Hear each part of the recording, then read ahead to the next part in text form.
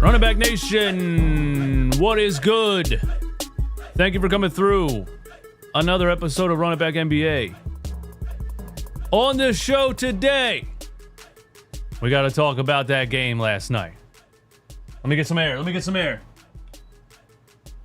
We got to talk about that game last night, Thunder Spurs, game one of the Western Conference Finals. Absolutely outlandish.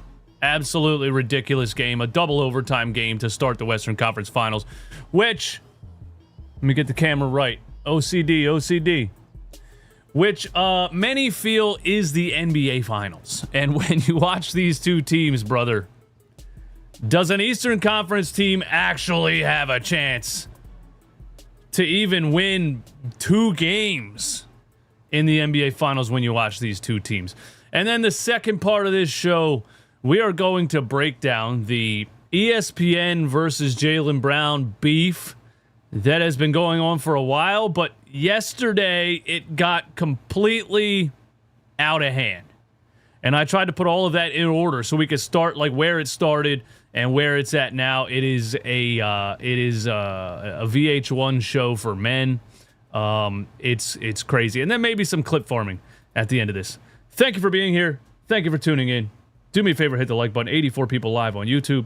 If you're listening on podcast platforms, give me a follow on Apple Podcasts, Run It Back NBA. And what else do you do on Apple Podcasts? Leave a review. I don't even know if we have any reviews. I just turned this into audio form a couple of days ago or weeks ago or something like that. So leave us a review on Apple Podcasts, Run It Back NBA. Yeah, let's get into it, man. Maybe some music in the background? Light music in the background or no music? Light music. Let's go real light. Real light. There we go.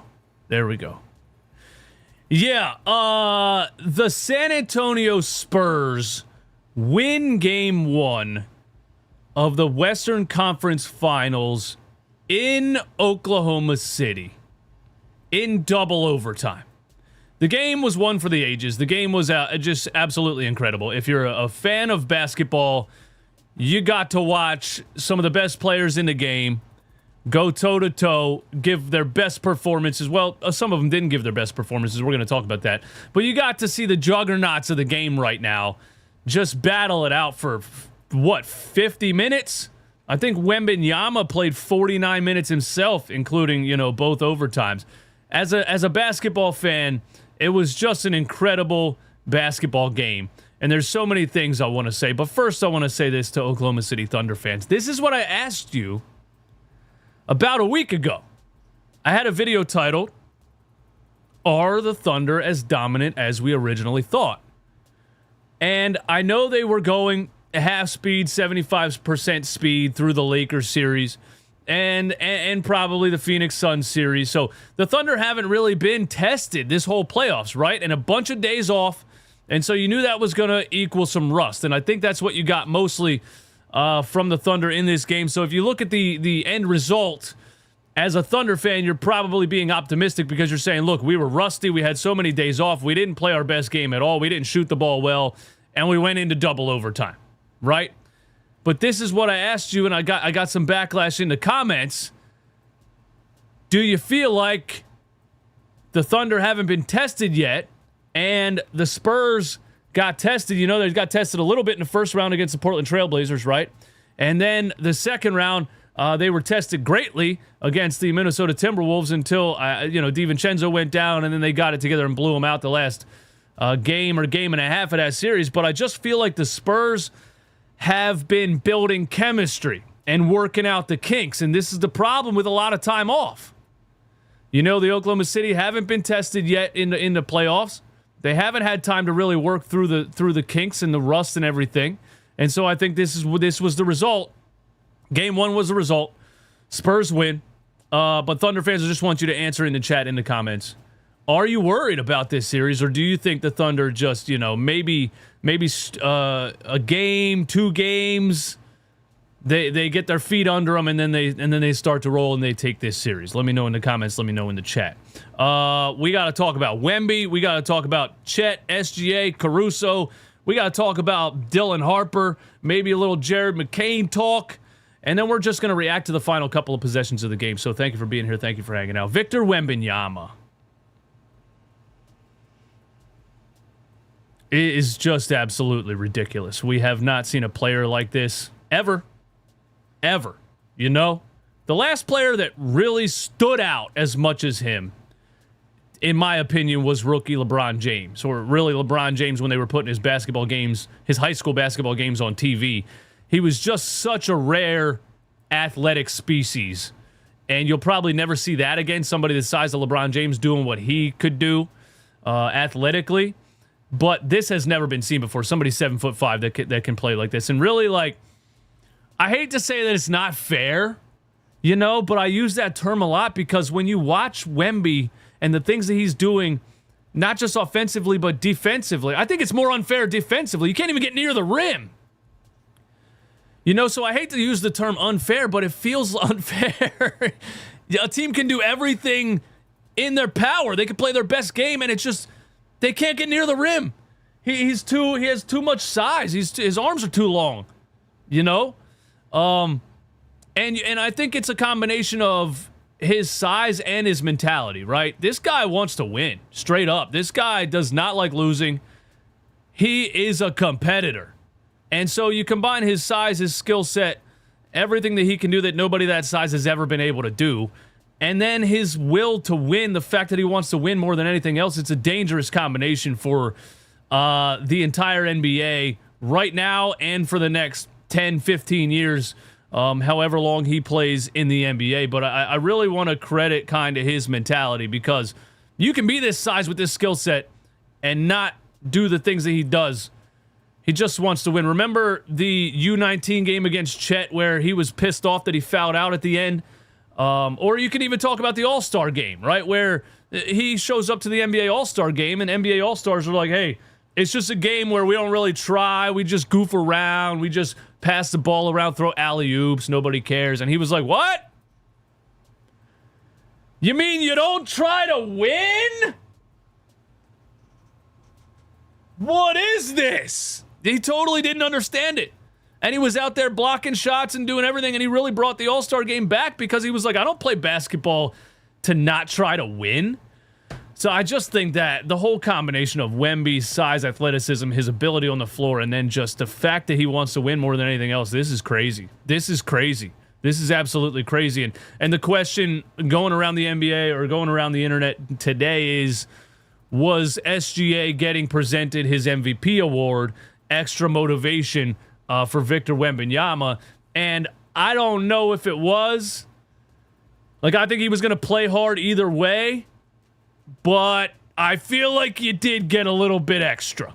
I feel like you did get a little bit extra from Wemby in this one. 40 and 20, several blocks, took over the game at the end. Just absolutely insane what Victor Wembanyama did in this game.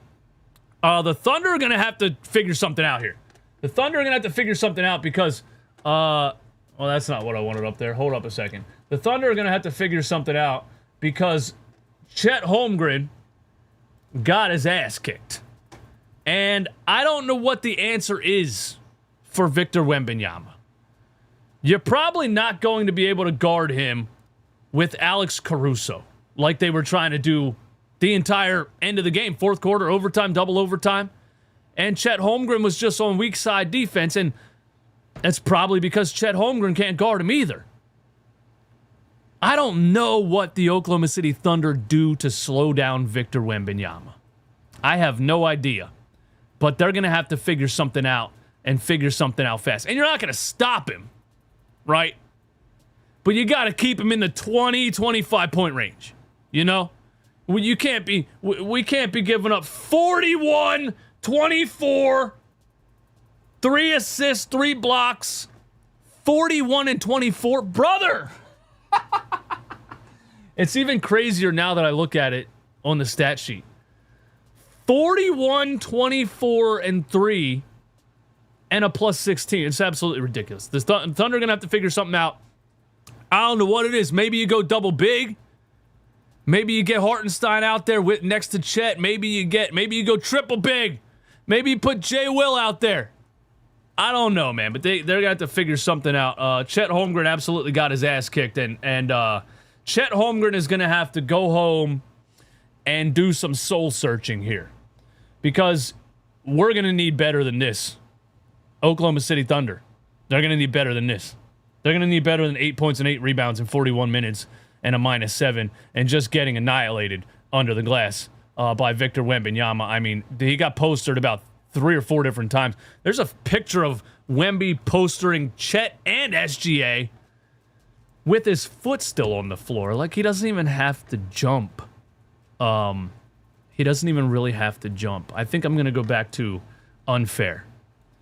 But yeah, let me know if y'all worried, man. SGA, let's talk about SGA for a second, because I'm pretty sure he had a pretty bad shooting night. Yeah, he was 7 for 23. So again, as a Thunder fan, if you're a Thunder fan, you can look at this and say, well, SGA is not going to do this again. You know, he's not gonna go 7 for 23. He's not gonna shoot 30% from the field. And again, you can look at it in a positive light. On the Thunder side of things, SGA shot 30% from the field, and they went to double overtime and had plenty of chances to win the game. They shot 40% from the field, 41 for 101, and 37% from 3. But SGA is not going to shoot 7 for 23 in the rest of this series. And I want to say this about SGA too. He still came in the fourth quarter and damn near put the game away. You know, I was watching it, and I knew he was having a bad shooting night, and I still said he's going to win the game, though. Like, that's just how I feel about SGA. I've seen him do it so many times this season and last season. And he came in at, 6 minutes left in that fourth quarter, and I was like, this is it. This is where SGA puts the game away. This is where SGA takes over and the Thunder win the game. And he did, send it to overtime. He is the reason they ended up in overtime and in double overtime, so I got to credit him for that. Now, he had some turnovers in one of those overtimes. He had some bad turnovers. He shot an air ball. So not SGA's best game, but he will play better moving forward. So I see this game going, I see this series going 7. Alex Caruso. This is a 9-point-per-game player, guys. This is a guy that's not known for making these type of shots. Obviously, one of the Spurs strategies is, if you're going to leave a guy open, if you're going to double, if you're going to bring help, if you're going to, pay more attention to SGA and Chet and J-Dub, you live with leaving Alex Caruso open. He dropped 31 points. So, I mean, Caruso, man, just stepped up big time with SGA struggling. And, Caruso gives you a 31-point performance. That's outrageous. I don't even have to look it up to know that's his career playoff high. It might be a career high scoring in general for Alex Caruso. But I just wanted to say shout out to Alex Caruso for his performance, because with SGA struggling, Alex Caruso stepped up big time. It still wasn't enough to stop Victor Wembanyama. It still wasn't enough to win the game. Dylan Harper, man. I want to talk about Dylan Harper for a second, because the Spurs were without De'Aaron Fox. And we gotta talk about this, because nobody's really mentioning the fact that the Spurs were without De'Aaron Fox. Nobody's like, hey, the Thunder lost to the Spurs without De'Aaron Fox. Because there's been times this season where the Spurs look better without De'Aaron Fox. I'm just saying there's been times. I'm not saying they are. I'm just saying there's been times where the Spurs look better without De'Aaron Fox. I go back to that overtime loss against the Denver Nuggets at the end of the regular season, where De'Aaron Fox just looked like a little bit out of rhythm when it comes to the rest of the team offensively. He was like just taking ill-advised shots in the fourth quarter and overtime of that game. And I believe that was a game where Dylan Harper was having a good first half, and Dylan Harper was not part of the final rotation. And so back then, at the end of the season, before the playoffs started, I was saying, I think Dylan Harper's better for this team than De'Aaron Fox is, because of his size, his physicality, and his defensive ability. And so the Spurs go in here without De'Aaron Fox, and you get just an outrageous performance from Dylan Harper. 24, 11, and 6. And a couple days ago, I said that Dylan Harper is basically prime Drew Holiday as a rookie. And some people told me that was an insane thing to say. But I've never seen a rookie play like this. I've never seen a rookie play the way that he played in the regular season. I've never seen a rookie play like this in the playoffs. As far as like his play style, right? He's 6'6", 220 as a rookie, and he just asserts himself physically. He gets in the paint. He knocks guys out of the paint. He was bodying in the Minnesota series. He bodied Naz Reid under the rim one time. He put Anthony Edwards under the rim on one play. Like, he reminds me of Drew Holiday in that way, where he uses his physicality. He's a big, strong player, and he's very smart. He takes care of the ball. One turnover. He had the ball in his hands the entire game. 47 minutes. He had one turnover. Dylan Harper was incredible in this game, and that is an unbelievable draft pick. And, you know, with De'Aaron Fox returning, the Spurs need to find a way to keep Dylan Harper on the floor. And not just keep Dylan Harper on the floor, they might need to keep the ball in Dylan Harper's hands. I just think he had a miraculous performance and incredible performance by Dylan Harper.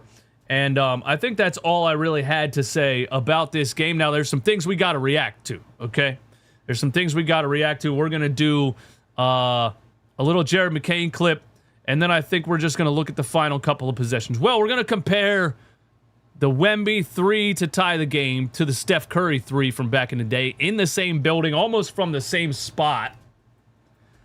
And then I think we'll just watch the final couple of possessions because so much stuff happened in this game that I feel like I can't even keep it straight. I want to say this, man. Jared McCain off the bench. You know how we feel about it, us Sixers fans, with the Jared McCain stuff, right? I'm not even going to talk about it. We're over it. We're not going to talk about it. We can't go back. We can't have Jared McCain back on the Sixers. Sixers have 0 scoring off their bench, and they traded Jared McCain for a late first-round pick like a bunch of idiots that they are. But Jared McCain on this play right here, I saw this live on TV. And I'm not going to say what he said. All right. First of all, Jared McCain puts Luke Cornett into the base of the basket. That's just a savage move. Finishes. And he screams. What does he scream, chat? What did he scream, chat? I'm not going to say it. I'm not going to say it. I'm not going to say it. But y'all say it. Are you ready?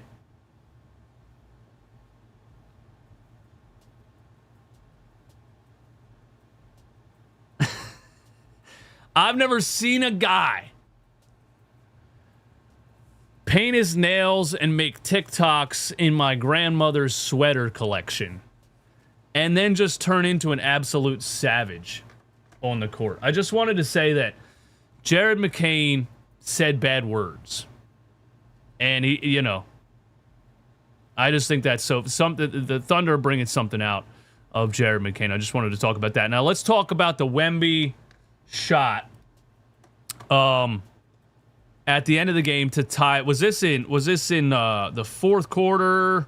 Was it? How do I get the damn copy link? There we go. Come on, bro. Oh, there we go. My bad. We got it. Here's a shot by Wemby. Well, let's game and it reminded me of this shot. Let's do this shot first. The Steph Curry double bang. Let's do this shot first. It reminded me of this. And this was 10 years ago. And I was DJing in a nightclub in Allentown. And this was on the TV. And I couldn't get anyone's attention with the music. I was like, why isn't anybody paying attention to me, damn it? Because they were all watching this game at the bar. And I remember this shot. And here was the Steph Curry shot. Let's relive this one real quick. Well, let's go. Let's just get to the shot. I think this is the whole final part of the game here. Let's see. Where are we at? It was tied right here. Okay, let's hear this. Way won't go. Rebound taken by Iguodala.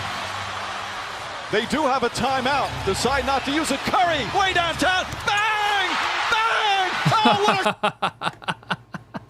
That's just a legendary moment in NBA history. And last night, 105-108, 32 seconds left. And I remember seeing him pull up. I remember seeing him slow down across half court. And I was like, is he just going to shoot this? This man is 7'5". Let's listen to this. Spurs got numbers hungry now behind the play. 5-on-4. Wemby's going to pull a deep three. Oh my goodness. A logo shot. 28-footer. Ties it at 108. Not quite the Mike Breen call from the broadcast there, but an incredible shot from Victor Wembanyama. That's just damn outrageous. And now let's just go watch the final. Let's just go watch Let's just go watch the final couple of possessions of the game because so much stuff happened here, and I don't want to stop talking about it. I'm going to be honest with you. I want to keep talking about this game, so let's just do a reaction to the final couple of possessions in this game. Thanks for being here. Thanks for hanging out. Let's go. Where are we at? Skip the ad. Here we go. 99-99. 99-99, 16 seconds left. Wemby, J-Dub too little. Clutch bucket by Wemby right there. 101-99. Timeout OKC. Now here's SGA on the clutch, and this is Steph Castle playing one-on-one defense. He catches him off of that screen. He catches him over pursuing right there. You see what I'm saying? Steph Castle with the over pursuit. He should have been under that. And SGA gets around him. That's just smart basketball right to the rim. No weak side help from Wemby there. Ties the game 101-101. Let's see. Let's see what's next, man. Let's see what's next. 101-101, 3 seconds left. Wemby free throw line. Oh, the block by Chet. I forgot about that. Great defensive play by Chet Holmgren right there. 101-101. We go to overtime. 108-105. There's the deep three to tie it. Bang. 27 seconds left in overtime. 108-108. What we got next? Let's see. Caruso inbound to Mitchell. SGA off a screen again. Here he is. You see Castle face guarding. Under 20 seconds. I don't remember what happens here. This whole thing was a blur. They run the clock down. 10 on the shot clock. SGA finally gets free. Here he is again. Here he is again. Turn around. Out to J-Dub. Oh, J-Dub with the potential game winner. And Spurs ball with 0.4. Spurs ball with 0.4. We got a super chat, man. Thank you for the super chat. What's it say here? Shea was a huge reason OKC lost. And when OKC got it down to... hold on, where'd it go? My bad. Shea was a huge reason OKC lost. And when OKC got it down to 3... Dags put Shea back in. Dags protected Shea's ego. I love Shea, but he plays too slow and it kills momentum. Come on, brother. Come on, brother. He put him back in to protect his ego? Bro. Hey, man. You can't possibly think they weren't going to put SGA back in the damn game. Come on, brother. Come on. Thank you for the super chat, but that's absolutely ridiculous what you just said. In my opinion. Just my opinion. 108, 0.7 on the clock. Let's see. There's a oop to Castle. Great defensive play by Caruso. We go to double overtime. And yeah, Shea, he wasn't good. I think in his second overtime, he wasn't good. He had some bad turnovers. He had an air ball. I believe it was this second overtime that SGA struggled a little bit. But what are we at? 108, double overtime. Steph Castle to drive. Dylan Harper to rebound. Dylan Harper misses. OKC with the rock. 108. SGA. Swing it to Mitchell. Mitchell, he can't get near the rim. Wemby too tall. Chet Holmgren top of the key. This is lockdown defense. This is locked. Look at Dylan Harper. Look at Dylan Harper's defense on Chet. Are you kidding me? A shot clock violation. Wow.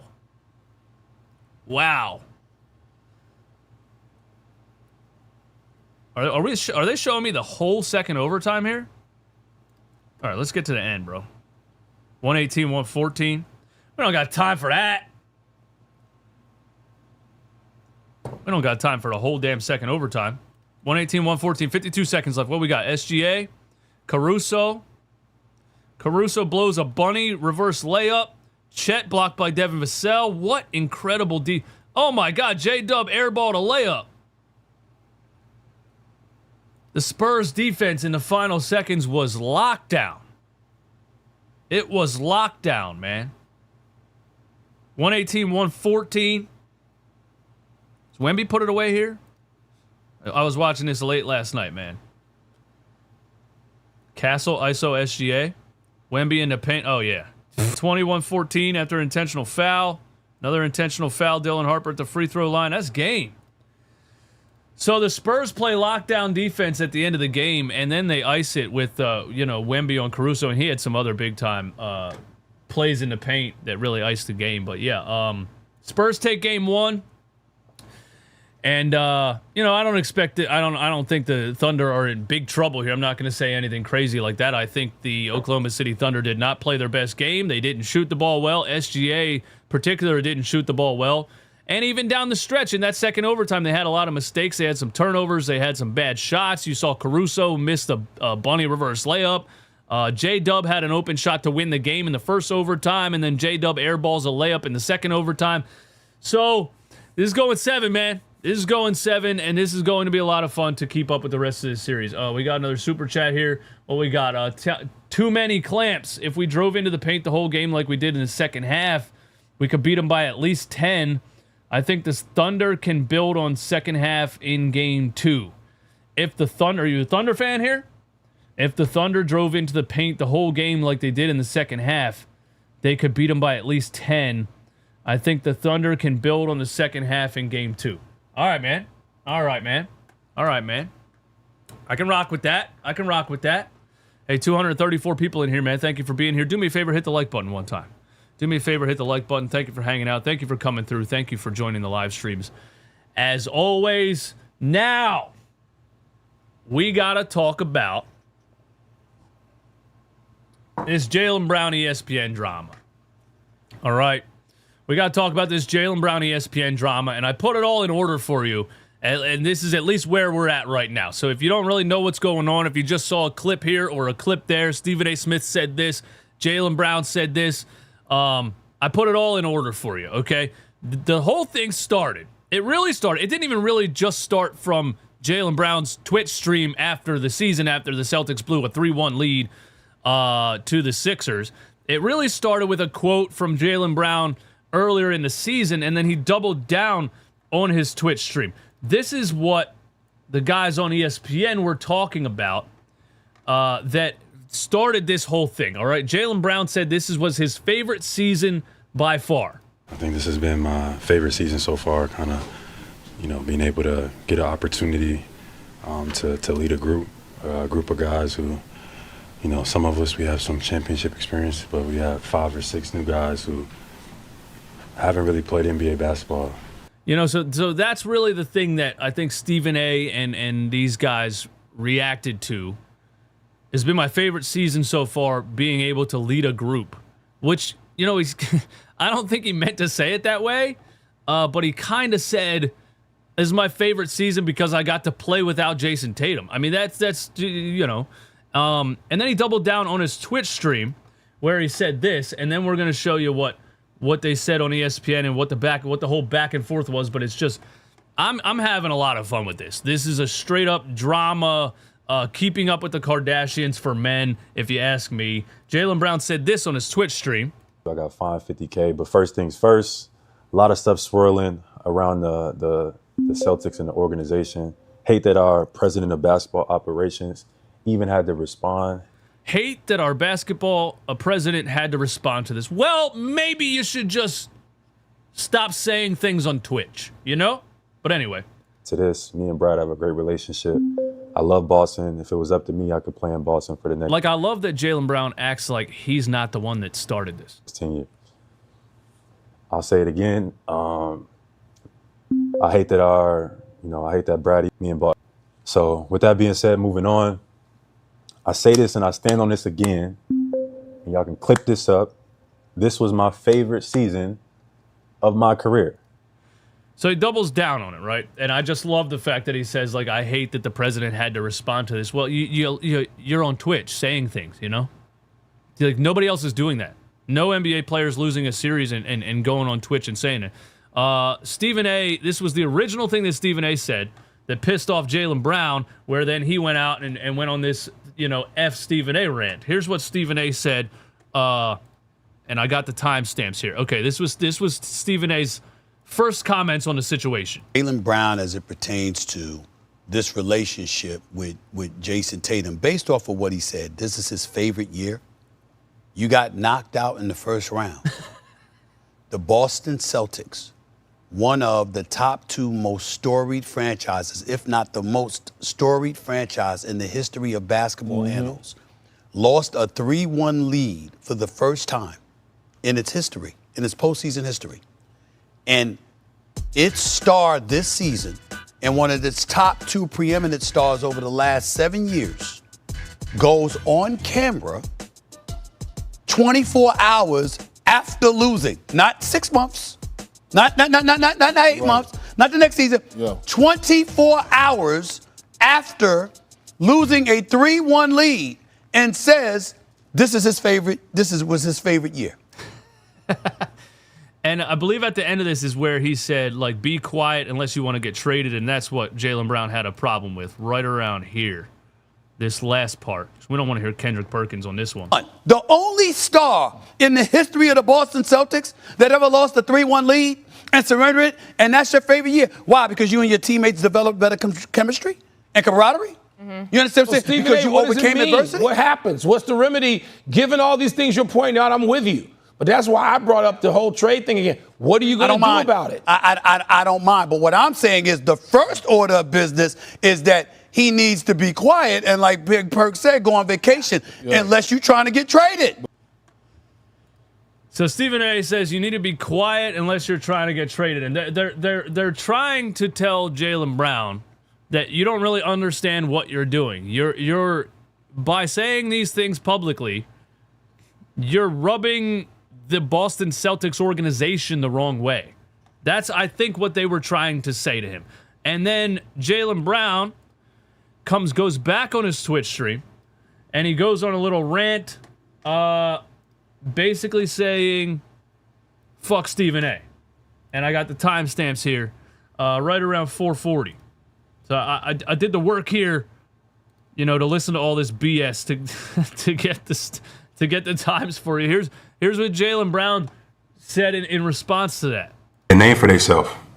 He may not understand that concept, and that's why he's pushing his narrative. But once again, this is what Stephen A. is using his platform for. Let's see what he finishes with. What happens? What's the remedy? Given all these things you're pointing out, I'm with you. But that's why I brought up the whole trade thing again. What are you going to do about it? I don't mind. But what I'm saying is the first order of business is that he needs to be quiet and, like Big. Let me stop right there. Did he just say I needed to be quiet? Yes, he did. Be quiet for who? For your team and your man. Fuck Stephen A. Stephen A, Stephen B, Stephen C. Like, my offer still stands. You want me to be quiet and stop streaming? Well, I want you to be quiet and get off these networks, because you're not using your platform to do real journalism. You're using your platform to use clickbait. You're using your. All right, so, dude, I want to say, Jaylen Brown is hilarious, like unintentionally hilarious, like awkwardly hilarious in my opinion. But him saying, "I want you to get off these networks," like, dude, Stephen, it's his job. It's Stephen A. Smith's job to talk about sports. So when a player says something on Twitch that he thinks is ridiculous, he's going to talk about it on the network. Like, that's his job. Your job is to play basketball. Your job is to not be on Twitch saying these things. Those aren't the same things. And I'm not saying I agree with everything Stephen A. has said in this situation, because Stephen A. takes it too far now, right? In this next part. Jaylen Brown says, fuck Stephen A. Stephen B, Stephen C. That's funny. But the problem that I have with Stephen A. Smith, I don't have a problem yet. I think he's supposed to talk about sports. He's supposed to talk about Jaylen Brown said something ridiculous on Twitch and he shouldn't have said it, and here's my opinion on it. He's supposed to do that. My problem is, after Jaylen Brown says fuck Stephen A. Smith gets personal. He gets butthurt, he gets his feelings hurt, and then he starts to get personal. And this is where it just starts to go a little bit too far, in my personal opinion. Here's a fun one. Guys, pretend like you're holding up the building behind you. And y'all let me know what you think. But this is where I think it starts to just go a little bit too far. You know what I'm saying? And yeah, maybe we'll get some YouTube premium if I'm going to continue to do these breakdowns using YouTube videos and stuff like that. So Stephen A. Smith's response here, and the beginning I think is hilarious, and then we're going to skip to the part where he makes a threat to Jaylen Brown, which I think is insane.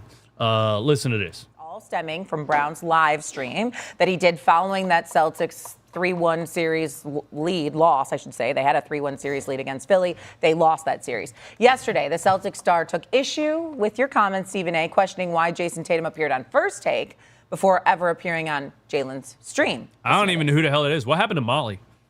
Stephen A. Stephen A, Stephen B. All right, Stephen A.'s response. Jaylen Brown, before I even get into it, could you do me a favor, please? Get your ass a studio. You looking like you in some dungeon, some little room or whatever. You making $54 million a year.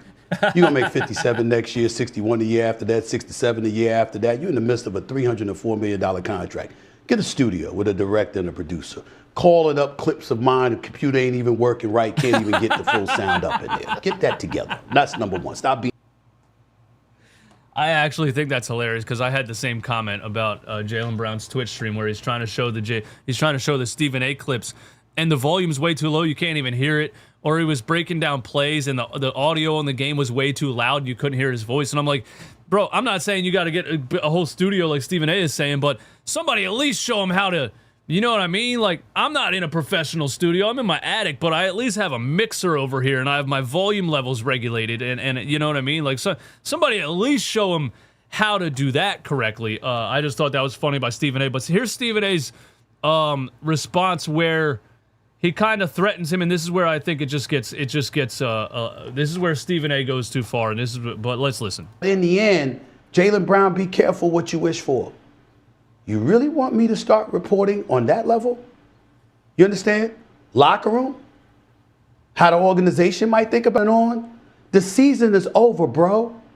You on Twitch, trying to do what I do, and talking about me needing to step away. It makes no sense.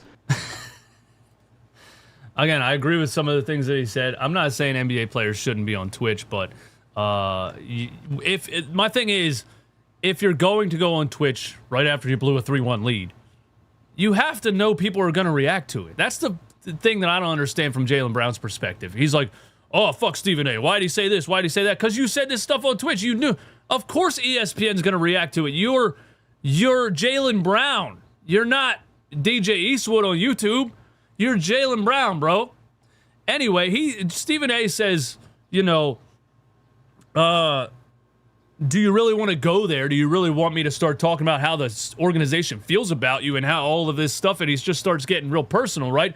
And then Kendrick Perkins yesterday actually shares a text message from people in the Celtics organization talking about Jaylen Brown. This is what I'm saying. Like, this shit is good. This is out of hand, brother. This is out of hand. This is like, I just feel like from a man to man as grown-ups, I just feel like you don't do this. From the people that texted you, I feel like you don't do this. From Jaylen Brown, I feel like you don't do this.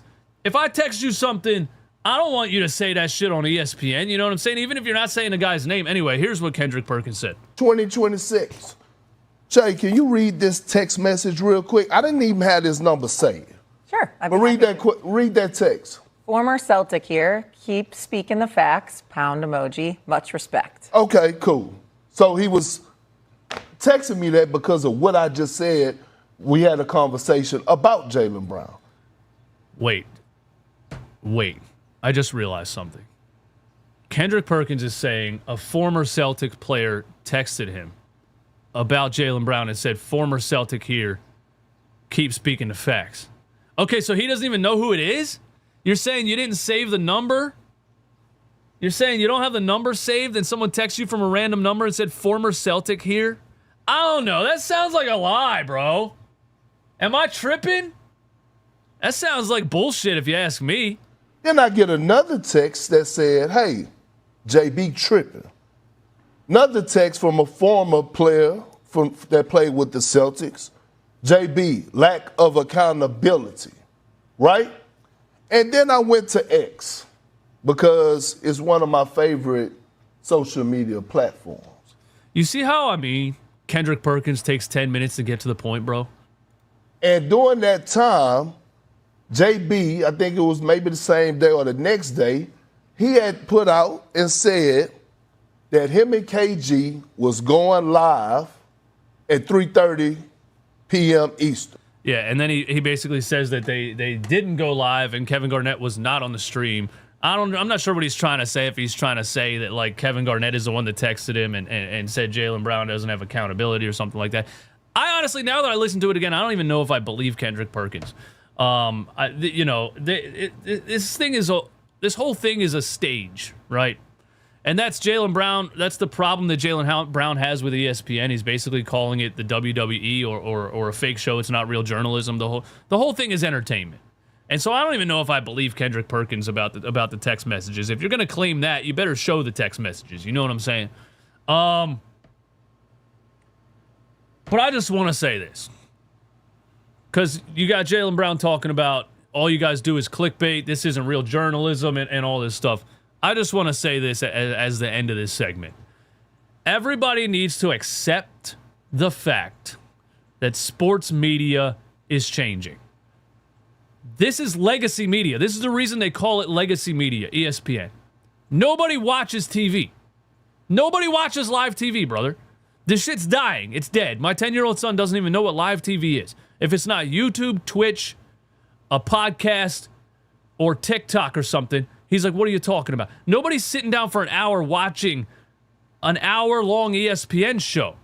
I personally feel like the only reason it's still getting ratings is because sports bars have it on the TV 24/7. I feel like that's where all those ratings are from. So, like ESPN and these networks, they're not getting the ratings from the hour-long show anymore. They're doing things to get clips to put onto YouTube and TikTok and Twitter and Twitch. Not Twitch. YouTube, TikTok, Twitter, Instagram. That's all they're doing. So Jaylen Brown's right. You guys aren't doing real journalism anymore. You're just clickbaiting. But the reason they're doing that is because nobody watches TV anymore. Nobody's consuming real journalism anymore. The new generation doesn't sit down and watch an hour-long ESPN show live on TV. ESPN is a business. They're just keeping up with what's going on. That's all they're doing. It's over. The new form of media is YouTube and podcasts. Everybody knows it. And so we keep doing this outrage thing like, why is Kendrick Perkins on here? Why is Stephen A. Smith the most popular one on ESPN? Bring back the real writers and bring back the guys who really break down the game. And that doesn't make money. Entertainment makes money. You know what I'm saying? People come on my Run It Back Philly show and say, I don't know what I'm talking about. And, you know, how does a guy like the dumbass like this have 30,000 subscribers? And, bro, because people think I'm entertaining, bro. I don't even have to be right about what I'm saying. People sit down and they want to be entertained for 10 minutes in the middle of a workday or whatever, brother. That's all it is. It's not that deep. I'm just saying legacy media is dead. And we shouldn't be shocked that ESPN runs clickbait campaigns. That's obvious. That's how they make money at this point. I just wanted to say that. But the Jaylen Brown ESPN beef is a straight up keeping up with the Kardashian show at this point, and I think it's hilarious. And I am fully invested. And I can't get enough of it. I can't get enough of it, man. That's all I got to say, man. That's all I got to say. Thank you guys for tuning in. Thank you for hanging out. Thank you for listening. Knicks, Cavs tonight, game 1. And we'll talk about it tomorrow. I'm out.